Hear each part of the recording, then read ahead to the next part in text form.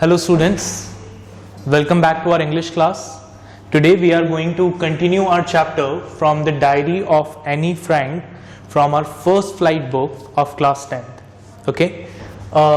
एक बार चैप्टर वापस से कंटिन्यू करने से पहले थोड़ा सा रिकैप ले लेते हैं अभी तक हमने जो चैप्टर पढ़ा उसके बारे में.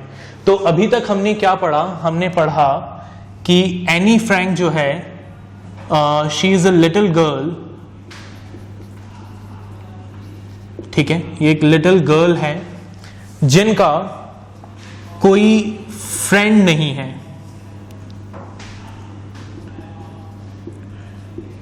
इन हर ओन वर्ड्स वो ये कहती हैं कि उनका कोई फ्रेंड नहीं है. ऑल्दो लेटर शी क्लैरिफाइज, वो ये क्लैरिफाई करती हैं that she have around 30% whom she can call friends. ठीक है, आगे वो कहती हैं कि उनकी लाइफ में ऐसे करीब 30 लोग हैं जिन्हें वो फ्रेंड्स बोल सकती हैं, लेकिन आउट ऑफ दोस 30% कोई भी उनका ट्रू फ्रेंड नहीं है. Okay, so she do not have a true friend. अब ट्रू फ्रेंड का मतलब क्या है? यहां पर ट्रू फ्रेंड का मतलब है एक ऐसा पर्सन जिसके साथ आप अपनी लाइफ का कोई भी इंसिडेंट बिना किसी सेकंड थॉट के शेयर कर सके. ठीक है, दैट्स अ ट्रू फ्रेंड. तो since any does not have a true friend in her life, उनकी लाइफ में कोई ट्रू फ्रेंड नहीं था. ठीक है, इसलिए एनी ने क्या किया? Annie decided to write a diary. ठीक है, एनी ने क्या डिसाइड किया? एनी ने डिसाइड किया that she will write a diary. वो एक डायरी लिखेंगी और अपनी उस डायरी में अपनी सारी फीलिंग्स जो वो अपने फ्रेंड्स के साथ शेयर करना चाहती हैं, उन सारी फीलिंग्स को उस डायरी में नोट डाउन कर देंगी. ठीक है, इसके अलावा एनी के बारे में हमने ये भी पढ़ा that any has loving parents. Any के फादर मदर हैं. उसके साथ साथ और कौन है उसकी फैमिली में? उसकी फैमिली में उसकी एक सिस्टर है. ठीक है, 16 ईयर ओल्ड सिस्टर है जिसका नाम मार्गॉट है. ठीक है, तो एज सच उसकी फैमिली में बहुत सारे लोग हैं, but still she lacks a true friend. उनकी लाइफ में एक ट्रू फ्रेंड की बहुत ज्यादा कमी है, and that's why she decides to write a diary. और क्योंकि डायरी एनी की लाइफ में उनके फ्रेंड का एक सब्स्टिट्यूट थी, इसलिए she decided to name her diary Kitty. उन्होंने क्या डिसाइड किया कि वो अपनी डायरी को एक नाम देंगी, और क्या नाम देंगी? किटी नाम देंगी. ओके, सो आगे बढ़ते हैं हम. पेज नंबर 51 अपनी बुक ओपन करें. पेज नंबर 51 ओपन करें और मेरे साथ साथ पढ़ें. So, since no one would understand a word of my story to Kitty, if I were to plunge right in, I would better provide a brief sketch of my life, much as I dislike doing so. Annie कहती हैं कि भाई मैं अपनी diary, ठीक है, diary का नाम क्या है? डायरी का नाम है किटी. तो एनी कहती है कि मैं अपनी डायरी में जो भी चीजें लिखूंगी वो शायद किसी पढ़ने वाले को समझ में नहीं आएगा. ठीक है, क्यों समझ में नहीं आएगा? Because at the time when any was writing this diary she was 13 years old. वो 13 साल की हैं. तो ऑब्वियसली उनकी डायरी में जो भी इंसिडेंट होंगे वो सब इंसिडेंट कब के होंगे?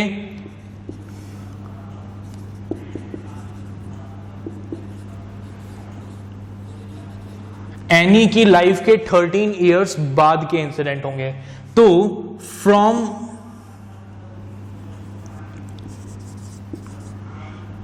0 to 13 years एनी की लाइफ में जो कुछ भी हुआ वो सब रीडर्स को पता नहीं अगर होगा तो उन्हें वो सारे इंसिडेंट्स भी समझ में नहीं आएंगे जो एनी अपनी डायरी में लिख रही है। इसलिए एनी कहती है कि before writing the diary it is important, ये बहुत इंपॉर्टेंट है कि वो अपनी लाइफ का एक ब्रीफ इंट्रोडक्शन अपने रीडर्स को दे ताकि उन्हें ये समझ में आए कि एनी कौन है, एनी का बैकग्राउंड क्या है और वो एनी की लाइफ से रिलेट कर सकें। ठीक है, यहां पर एक वर्ड आया है जिस plunge.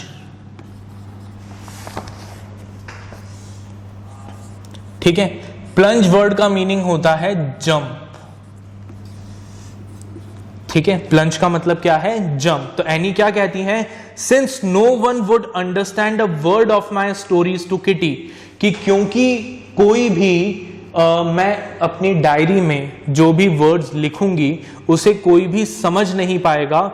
If I were to plunge right in, अगर मैं अभी से डायरी लिखना स्टार्ट कर दूंगी, I would better provide a brief sketch of my life, तो बेहतर ये होगा कि मैं पहले अपनी लाइफ का एक ब्रीफ कैरेक्टर स्केच अपने रीडर्स को दूं। Much as I dislike doing so, although मुझे ऐसा करने में बिल्कुल भी अच्छा नहीं लग रहा है। I am not liking it but still I have to do it. ठीक है, तो अब वो क्या बता रही हैं अपनी लाइफ के बारे में, देखें। My father the most adorable father I have ever seen, मेरे फादर दुनिया के सबसे अच्छे फादर हैं जो मैंने आज तक देखे हैं। Didn't marry my mother until he was 36 and she was 25, तो मेरे फादर, क्या कहती है एनी, कि मेरे फादर ने तब तक मेरी मदर से शादी नहीं की when my father was of 36 years old and my mother was 25 years old। ठीक है, तो हम यहां पर इसको नोट करते जाते हैं। ठीक है, क्या लिखे हैं हम यहां, हम लिख देते हैं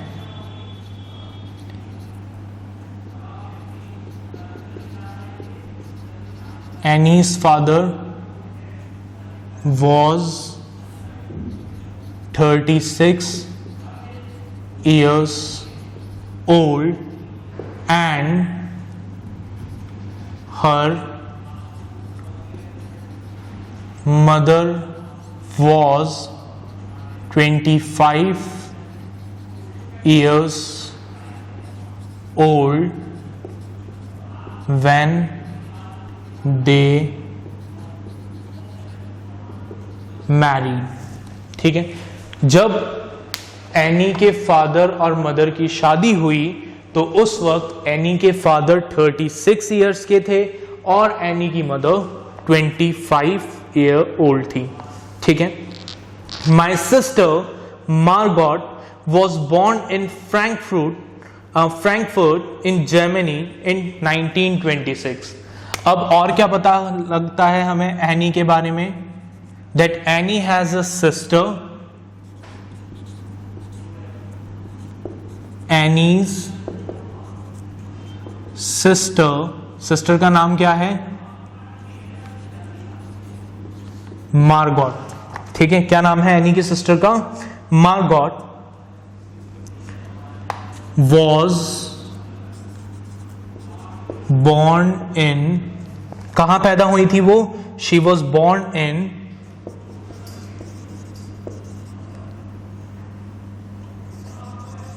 फ्रैंकफर्ट इन जर्मनी इन 1926। ठीक है, एनी की सिस्टर मार्गॉट फ्रैंकफर्ट जर्मनी में पैदा हुई थी इन ईयर 1926। ठीक है, I lived in Frankfurt until I was 4। ठीक है, और क्या पता लगा हमें? Annie also lived at Frankfurt till the age of 4 years, 4 साल की उम्र तक एनी भी कहाँ रही? फ्रैंकफर्ट रही. My father immigrated to Holland in 1933 और उसके बाद in 1933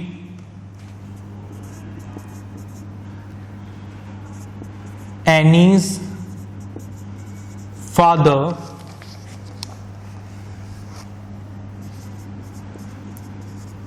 moved to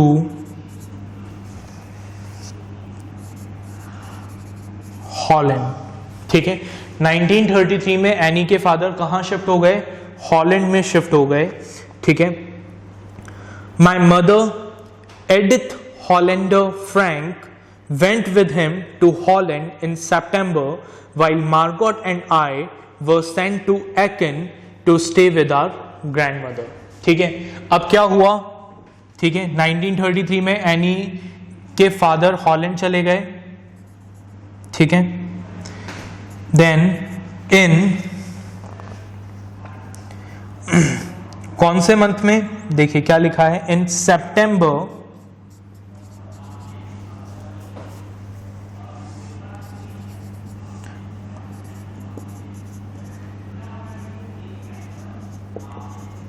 Annie's mother. Any की मदर का क्या नाम है? एनी की मदर का नाम है Edith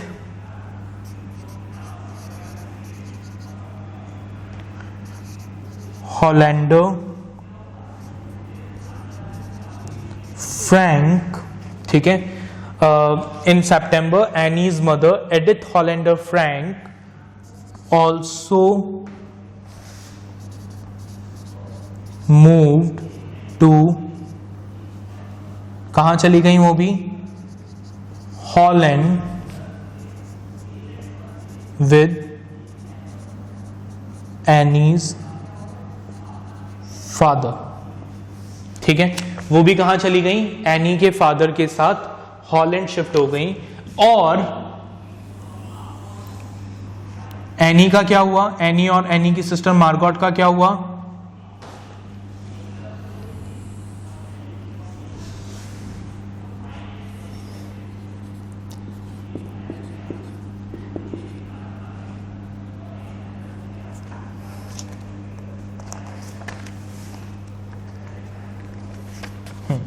So Annie and Margot were sent to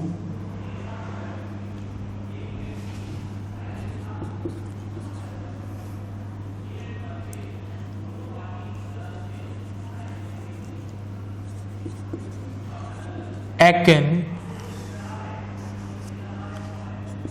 to stay with their grandmother.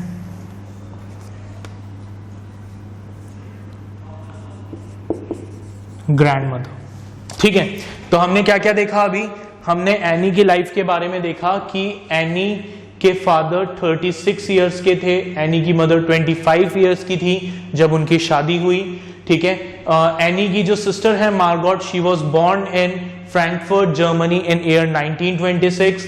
Any भी फ्रैंकफर्ट में रही जब तक वो 4 साल की थी.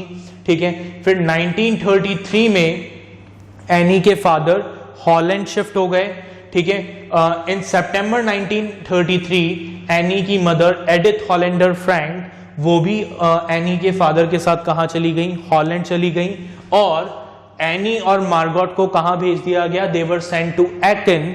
उन्हें एकेन भेज दिया गया to stay with their grandmother, ताकि वो अपनी ग्रैंडमदर के साथ रह सकें. चलिए आगे देखें. Margot went to Holland in December and I followed in February when I was plunked down on the table as a birthday present for Margot. ठीक है, सितंबर में एनी की मदर जो है वो हॉलैंड जा चुकी थी तब से एनी और मार्गोट जो है वो अपनी ग्रैंडमदर के साथ रह रहे थे। फिर आगे क्या हुआ, इन दिसंबर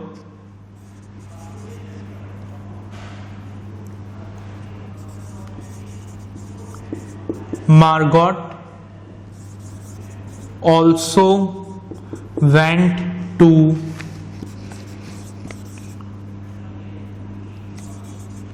Holland। ठीक है, दिसंबर में मार्गोट भी हॉलैंड चली गई and any followed her in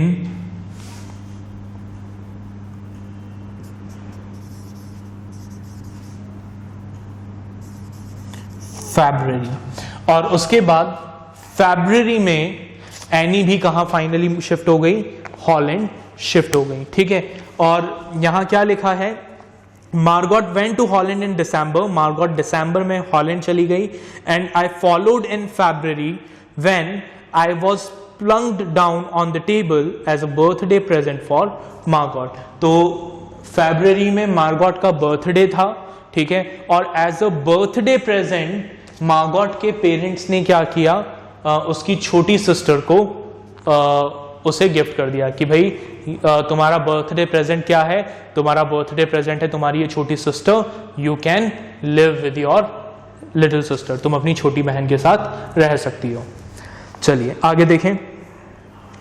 I started right away at the Montessori Nursery School।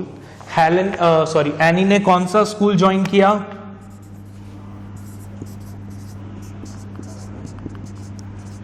she joined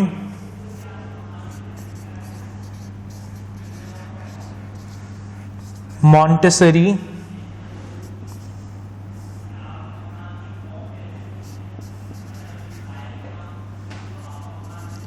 nursery school. ठीक है, हॉलैंड में उन्होंने मॉन्टेसरी नर्सरी स्कूल ज्वाइन किया। I stayed there till I was 6। जब तक ये 6 साल की थी तब तक ये उसी स्कूल में रही। Eight which time I started in the first form, और फिर ये फर्स्ट क्लास में आ गई। In the 6th form my teacher was Mrs cuprous the head mistress. 6th class में एनी की जो टीचर थी उनका नाम था मिसेस क्यूप्रस, जो उनके स्कूल की हेड मिस्ट्रेस भी थी, प्रिंसिपल भी थी। At the end of the year we were both in tears as we said a heartbreaking farewell. और एनी का अपने टीचर के साथ, मिसेस क्यूप्रस के साथ बहुत ही क्लोज बॉन्डिंग क्रिएट हुआ। ठीक है, और जब फाइनली एनी का स्कूल ओवर हुआ, ठीक है, तो दोनों ही एनी और उसकी teacher that is Mrs cuprous दोनों ही रो रहे थे एक दूसरे से अलग होते हुए। In the summer of 1941 grandma fell ill and had to have an operation, so my birthday passed with little celebration. 1941 में एनी की जो ग्रैंडमदर थी वो बीमार हो गई, उन्हें ऑपरेशन की जरूरत थी। ठीक है, उनका ऑपरेशन हुआ, इस वजह से एनी का बर्थडे अच्छे से सेलिब्रेट नहीं किया जा सका। Grandma died in January 1942। Any की ग्रैंडमा की डेथ हो गई थी कब, इन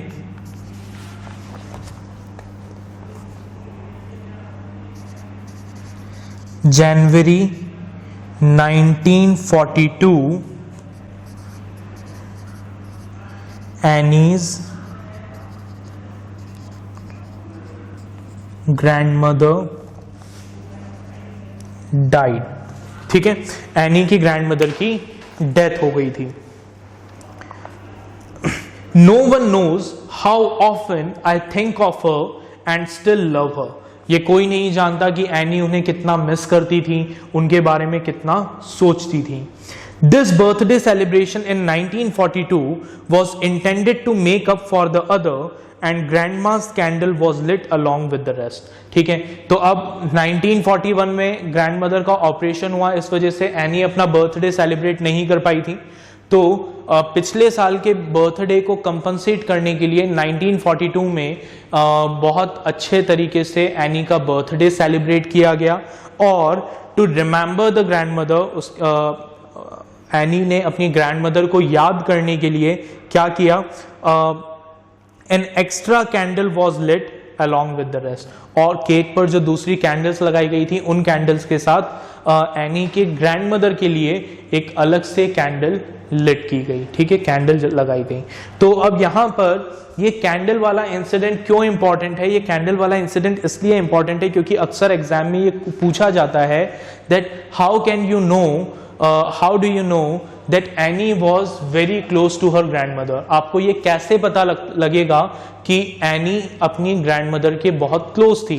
तो इसका आंसर क्या होगा? इसका आंसर होगा that we knew that Annie was very close to her grandmother because after her death Annie used to miss her, Annie उन्हें मिस करती थी, and on her birthday to remember her grandmother she lit an extra candle on the cake, ठीक है, अपनी grandmother को याद करने के लिए, रिमेंबर करने के लिए उन्होंने एक एक्स्ट्रा कैंडल को लिट किया था केक पर। The four of us are still doing well and that bring me to the present date of 20th June 1942।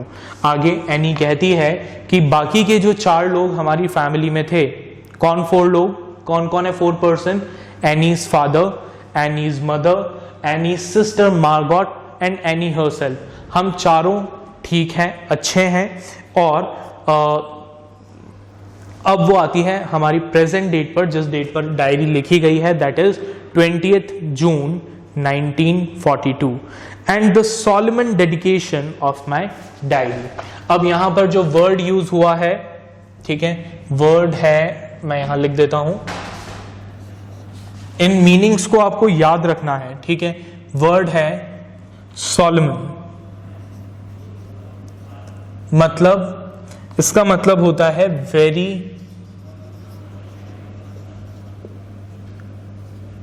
Serious और सिंसियर, ठीक है। तो क्या कहती है एनी? एनी कह रही है कि यहां पर उसकी लाइफ का जो एक ब्रीफ इंट्रोडक्शन था वो खत्म होता है, ठीक है। उनकी फैमिली के जो 4 लोग हैं, ठीक है, एनी के फादर, एनी की मदर, एनी की सिस्टर और एनी खुद, वो चारों ठीक हैं, ठीक है। और अब आज की प्रेजेंट डेट आ चुकी है, that is 20th June 1942 and from now she will focus on her diary, because हमारा जो चैप्टर है, चैप्टर का नाम ही है from the diary of Anne Frank. अभी तक हमने डायरी के बारे में कुछ भी नहीं पढ़ा है, हमने एनी के कैरेक्टर के बारे में सब कुछ पढ़ लिया, एनी के फैमिली बैकग्राउंड के बारे में पढ़ लिया, एनी के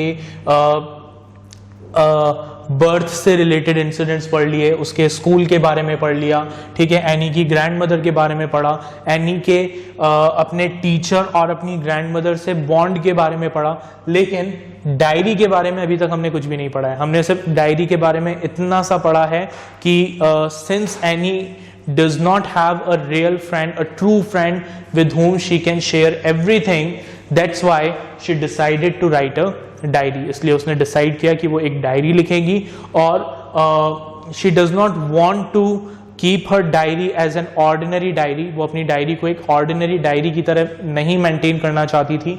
she want that diary to be her friend. वो चाहती थी कि उसकी डायरी उसकी लाइफ में उनके फ्रेंड का काम करे। That is why she decided to name her diary Kitty. इसलिए उन्होंने डिसाइड किया कि वो अपनी डायरी को एक नाम देगी। क्या नाम देंगी? किटी नाम देंगी, ठीक है। और उसके बाद उन्होंने अपना एक ब्रीफ लाइफ का कैरेक्टर स्केच हमें दिया, ठीक है, अपनी एक समरी दी लाइफ की। और अब हम फाइनली उनकी डायरी का पेज रीड करेंगे, ठीक है। तो अगर आप इसे नोट करना चाहें तो मैं बाहर फ्रेम से बाहर निकल रहा हूं, आप इसको यहां पर पॉज करिएगा, इसको नोट कर लीजिएगा, फिर हम आगे कंटिन्यू करेंगे।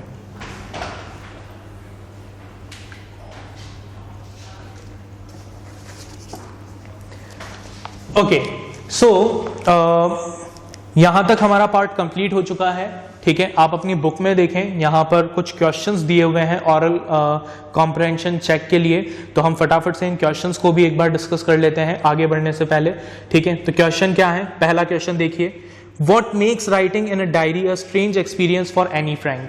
एनी के लिए डायरी लिखना एक स्ट्रेंज एक्सपीरियंस क्यों था? Because she thought that no one will be interested in the writing of a 13-year-old girl. ठीक है, एनी के लिए डायरी लिखना स्ट्रेंज इसलिए था बिकॉज इससे पहले उसने कभी डायरी लिखी नहीं थी, और दूसरा उसे ऐसा लगता था कि उसकी डायरी को कभी कोई आगे नहीं पढ़ेगा। Then why does Annie want to keep a diary. Annie diary क्यों रखना चाहती थी?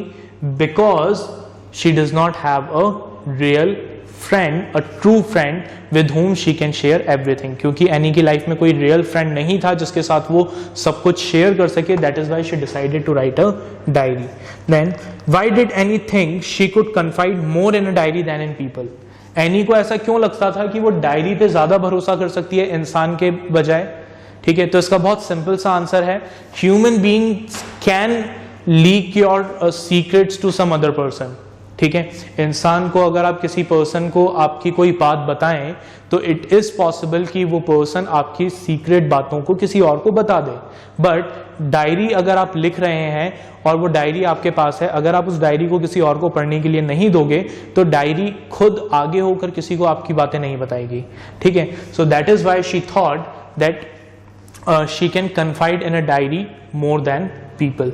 ठीक है, और आप चाहें तो यहां पर वो लाइन कोट कर सकते हैं that paper has more patience than person. ठीक है, नेक्स्ट क्वेश्चन देखें, why does Annie provide a brief sketch of her life. Annie ने ये अपनी लाइफ का पूरा एक ब्रीफ कैरेक्टर स्केच क्यों दिया? ये ब्रीफ कैरेक्टर स्केच इसलिए दिया ताकि जो रीडर्स हैं उन्हें ये पता लग सके कि एनी की लाइफ में from birth to the age of 13 year, जब एनी ने डायरी लिखना स्टार्ट किया तब तक क्या हुआ। ठीक है, that is why she decided to give a brief character sketch about herself. Then what tells you that Annie loved her grandmother. ठीक है, ये क्वेश्चन हम ऑलरेडी डिस्कस कर चुके हैं कि आपको कैसे पता लगता है that any loves her grandmother. तो इसके दो पॉइंट्स हैं, ठीक है, आंसर में। पहला point, she missed her grandmother after her death. वो अपनी ग्रैंडमदर को मिस करती थी। ठीक है, she used to remember her. And second, on her birthday she lit an extra candle in the memory of her grandmother। उन्होंने एक extra candle lit की थी अपने ग्रैंडमदर की मेमोरी में। क्लियर? तो ये था हमारा आज का पार्ट। अगले लेक्चर में हम फाइनली फिर एनी की डायरी के इंसिडेंट को देखेंगे जो उन्होंने अपनी डायरी में लिखा है, हम उसको कवर करेंगे। ठीक है, आप इस चैप्टर को एक बार दोबारा से सेल्फ रीड करिएगा। ठीक है, जो क्वेश्चंस हैं उन क्वेश्चंस को एक बार प्रैक्टिस करिएगा, राइट। फिर हम नेक्स्ट लेक्चर में मिलेंगे आगे की कहानी के साथ। Bye everyone.